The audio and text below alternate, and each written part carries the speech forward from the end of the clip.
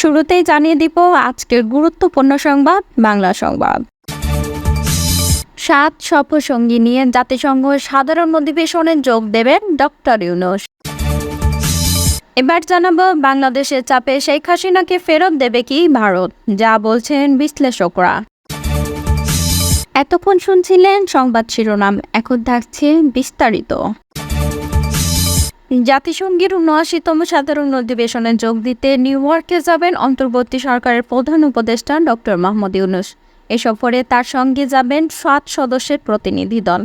আগামী ২২ থেকে ২৭ সেপ্টেম্বর পর্যন্ত এই সফর করবেন তিনি। পররাষ্ট্র উপদেষ্টা মোহাম্মদ তৌহিদ হোসেন বিষয়টি নিশ্চিত করেছেন। ৭ সদস্যের প্রতিনিধি দলের মধ্যে রয়েছেন ডক্টর ইউনূসের মেয়ে দিনা আফরোজ ইউনূস, এসডিজি বিষয়ক মুখ্য সমন্বয়ক লামিয়া মোরশেদ, অন্তর্বর্তী সরকার গঠিত বাংলাদেশের বিদ্যমান অর্থনৈতিক অবস্থা শ্বেতপত্র প্রণয়ন কমিটির প্রধান দেবপ্রিয় ভট্টাচার্য, ড্রিকের ব্যবস্থাপনা পরিচালক শহীদুল আলম, প্রধান উপদেষ্টার বিশেষ সহকারী মাহফুজ আলম, প্রধান উপদেষ্টার একান্ত সচিব সাব্বির আহমেদ, বেসরকারি ব্রাক বিশ্ববিদ্যালয়ের শিক্ষার্থী আয়েশা সিদ্দিকা তিথি।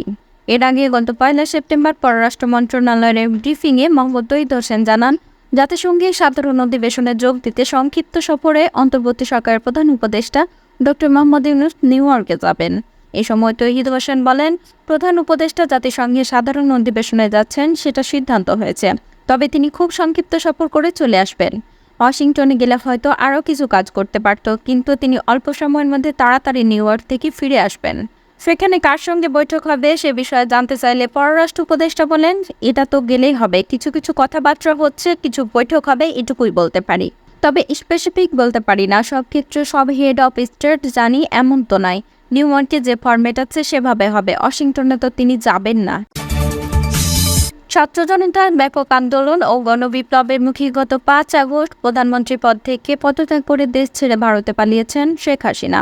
তবে পালানোর আগে ছাত্র জনতার গণ অভ্যুত্থানকে ঠেকাতে শেখ হাসিনা সর্বশক্তি প্রয়োগ করেন। সীমাহীন শ্রেণীর সহিংসতায় নিহত হন শত শত মানুষ, আহত হন হাজারো ছাত্র জনতা।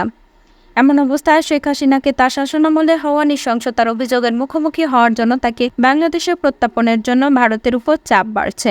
আর এতে করে বাংলাদেশের সঙ্গে ভারতের ঘনিষ্ঠ সম্পর্ক নেমে যাচ্ছে তলানিতে। শুক্রবার এক প্রতিবেদনে এই তথ্য জানিয়েছেন হংকং ভিত্তিক সংবাদ মাধ্যম সাউথ চায়না মর্নিং পোস্টে। সংবাদ মাধ্যমটি বলছে, ছাত্র জনতার ব্যাপক আন্দোলনের মুখে শেখ হাসিনা গত ৫ আগস্ট হেলিকপ্টারে করে ভারতে পালিয়ে যান। এর মাধ্যমে ১৫ বছরের শাসনামলের অবসান ঘটে। হাসিনার ১.৫ শতকের এই শাসনামলকে ক্ষমতায় টিকিয়ে রাখার জন্য নির্বাচনী কারচুপি এবং বিচার বহির্ভূত হত্যা এবং জোরপূর্বক গুমের মতো মানবাধিকার লঙ্ঘনের ব্যাপক অভিযোগের দ্বারা চিহ্নিত করা হয়।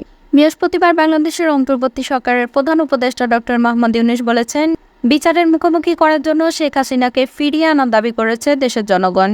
ভারতীয় সংবাদ সংস্থা প্রেস ট্রাস্ট অব ইন্ডিয়াকে দেওয়া সাক্ষাৎকারে ডক্টর ইউনূস বলেছেন, তাকে ফিরিয়ে আনতে হবে, তা না হলে বাংলাদেশের মানুষ শান্তিতে থাকবে না।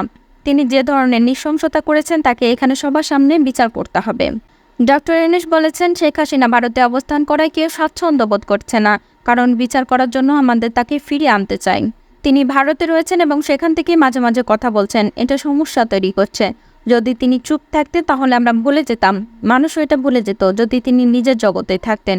কিন্তু ভারতে বসেও তিনি কথা বলছেন এবং দিক নির্দেশনা দিচ্ছেন, কেউ এটা পছন্দ করছে না। এই মন্তব্যের মাধ্যমে ডক্টর ইউনূস স্পষ্টতই গত ১৩ আগস্ট শেখ হাসিনার বক্তব্যের কথা উল্লেখ করেছেন।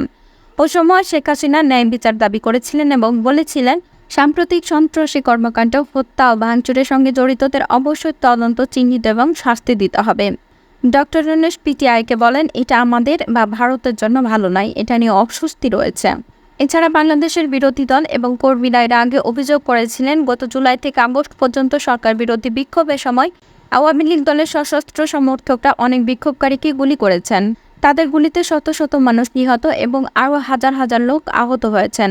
হাসিনাকে বাংলাদেশিদের বিচলিত করে এমন রাজনৈতিক বক্তব্য না দিতেও আহ্বান জানান ডক্টর ইউনূস। তিনি বলেন, হাসিনা চুপ থাকলে আমরা ভুলে যেতাম, কিন্তু ভারতে বসে তিনি কথা বলছেন এবং দিক নির্দেশনা দিচ্ছেন, এটা কেউ পছন্দ করে না। বিশ্লেষকরা বলছেন, অধ্যাপক ডক্টর ইউনূসের বিবৃতিটি বাংলাদেশের রাজনৈতিক পরিস্থিতির উপর আলোকপাত করেছে, কিন্তু তার দাবিতে রাজি হয়ে হাসিনাকে নয়াদিল্লি বাংলাদেশের হাতে তুলে দিবে এমনটা সম্ভাবনা কম। হরিয়ানার জিন্দাল গ্লোবাল ইউনিভার্সিটির আন্তর্জাতিক বিষয়ক অধ্যাপক শ্রীরাধা দত্ত বলেন, ভারত হাসিনাকে বাংলাদেশের কাছে হস্তান্তর করবে এমন সম্ভাবনা খুবই কম।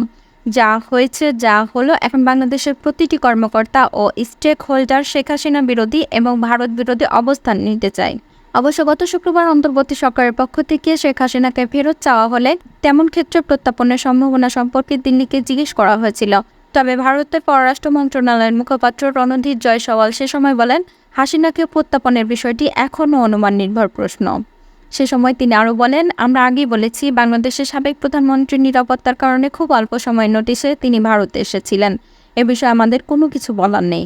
এছাড়াও গত মাসের সংসদীয় অধিবেশন চলাকালীন ভারতের রাজনৈতিক দলগুলো দ্ব্যর্থহীনভাবে হাসিনার নিরাপত্তার পক্ষে অবস্থান নিয়েছিল এবং ভারতে তার আশ্রয় দেওয়ার সিদ্ধান্তকেও সমর্থন করেছিল। তবে শেখ হাসিনার বাংলাদেশে ফিরিয়ে আনার বিষয়ে ডক্টর মোহাম্মদ ইউনূসের সর্বশেষ মন্তব্যের জবাব এখনও দেয়নি দিল্লি। হাসিনার পতনের পর থেকে পুলিশ ও সেনা কর্মকর্তাদের পাশাপাশি হাসিনা স্বৈরশাসনের সমর্থক করার অভিযোগে অভিযুক্ত তার দলের শত শত নেতাকর্মী আন্ডারগ্রাউন্ডে চলে গেছে বা ভারত ও অন্যান্য দেশে পালিয়ে গেছে। তাদের মধ্যে হাসিনার বেসরকারি শিল্প বিষয়ক উপদেষ্টা সালমান এফ রহমান এবং তার সরকারের সাবেক আইনমন্ত্রী আনিসুল হককে গত 13 আগস্ট বাংলাদেশ ছেড়ে যাওয়ার চেষ্টা করার সময় ঢাকার একটি নদী বন্দরে গ্রেপ্তার করা হয়। অতীতে বাংলাদেশি বিভিন্ন ইস্যুতে লেখালেখি করা লন্ডন ভিত্তিক লেখক প্রিয়জিৎ দেব সরকার বলেছেন, প্রতিবেশী দেশগুলোর নেতাদের জন্য ধারাবাহিকভাবে নিরাপদ আশ্রয়স্থল হিসেবে ব্যবহৃত হয়ে আসছে ভারত। তিনি উল্লেখ করেন, শেখ হাসিনা তার নিরাপত্তা ও পরিবারের মঙ্গলের জন্য এর আগেও ভারতে থেকেছেন।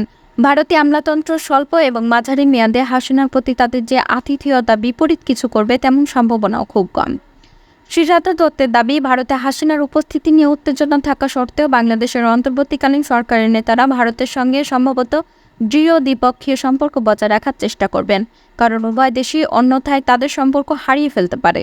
তিনি আরও দাবি করেন, ঐতিহাসিকভাবে বাংলাদেশ ও ভারতের মধ্যে সম্পর্ক ছিল এবং আমরা যুক্ত হতে চাই কারণ এটি উভয় দেশের জন্য সুবিধাজনক। হাসিনা শাসন আমলে অবশ্য ভারতের সাথে দৃঢ় রাজনৈতিক ও অর্থনৈতিক সম্পর্ক বজায় রেখেছিল বাংলাদেশ, বিশেষ করে বাণিজ্য খাতে।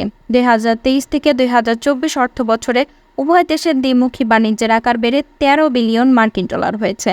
ভারতে বাংলাদেশের বড় রপ্তানি ছিল তৈরি পোশাক।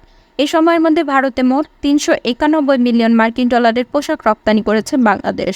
হাসিনার বিরুদ্ধে বিক্ষোভের পরিপ্রেক্ষিতে বাংলাদেশে হিন্দু সংখ্যালঘু সম্প্রদায়ের নিরাপত্তা নিয়ে দিল্লির উদ্বেগের কারণেও বাংলাদেশ ও ভারতের মধ্যে উত্তেজনা তৈরি হয়েছিল। ডক্টর ইউনূস বলেছেন, সংখ্যালঘুদের অবস্থাকে এত বড় আকারে চিত্রিত করার চেষ্টার বিষয় আসলে একটা অজুহাত মাত্র। বিশ্লেষকরা বলছেন, দিল্লির অপ্রমাণিত সব অভিযোগ ভারতের অভ্যন্তরে ইসলাম ফোবিয়াকে উস্কে দিতে পারে। এছাড়া গত মাসে বাংলাদেশের পূর্বাঞ্চলে ভয়াবহ বন্যার কারণেও বাংলাদেশ ভারতের সম্পর্কে টানাপোড়েন দেখা দিয়েছে।